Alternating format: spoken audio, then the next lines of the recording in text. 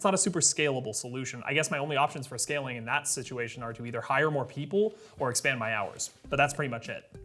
Online, it's totally different.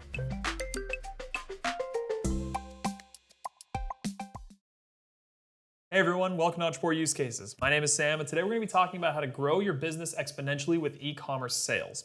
So what we're essentially talking about when we talk about that is selling goods and services in an online marketplace using digital storefronts, right? So what we're talking about is building a page and selling with an order form or an upsell form, or having a shopping cart, something like Amazon, where people can come to your site and purchase things by putting them in the cart and checking out. That's sort of what we're talking about when we talk about e-commerce. So why would you want to do this? The first reason is to expand into new and untapped markets. So by just simply selling online rather than being a storefront or a brick and mortar shop, right? If I'm on the street corner of State Street here in Santa Barbara, my clientele is people on State Street in Santa Barbara, right? But by being online and selling online, you're immediately international friendly. Assuming your product is available for international markets, if I'm on the other side of the planet, I can find your site and purchase your products. So immediately you're bridging the gap into new and untapped markets.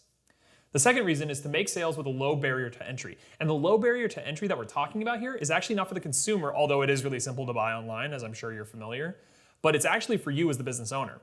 It's the 21st century, and it's never been easier to sign up for a payment processing platform. Whether it's a shopping cart or something like Ontraport, the tools to sell online are so simple to sign up for and use and implement. And then finally, accelerate the growth of your business. So the name of the game when it comes to business is selling product, right? If you don't have customers, you don't have a business.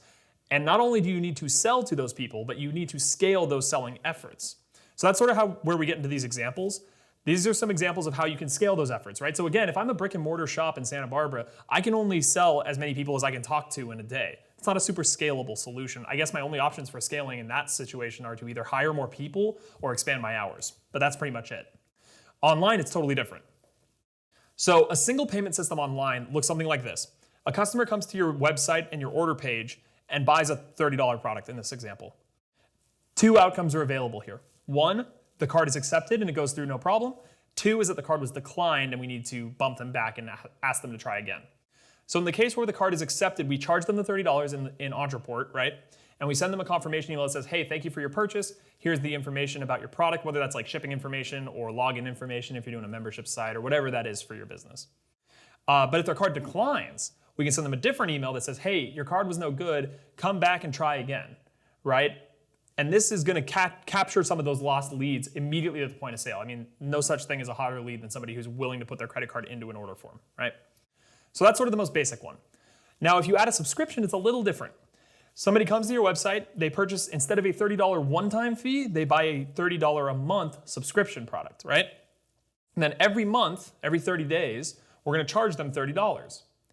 Now, after the first purchase, we still give them access to the product, right? We still send them an email that says, hey, thank you for buying. Here's access to, whatever your product is.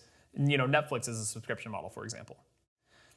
But at any one of these stages, at any one of these payments, if their card declines, we can still send them an email that says, hey, your card's no good. Can you come and re-up your card so you don't lose, you don't have an interruption in your service? So that's another really great way you can do this. And really, these are two of the most basic ways you can build payment processing and e-commerce out in Ontraport. There's tons more options, including payment plans and trial periods and setup fees and all sorts of good stuff. So I encourage you to check that out. We've got lots more information about this below. We got tons of more videos just like this on different entrepreneurial topics, so check those out as well, and we'll see you next time.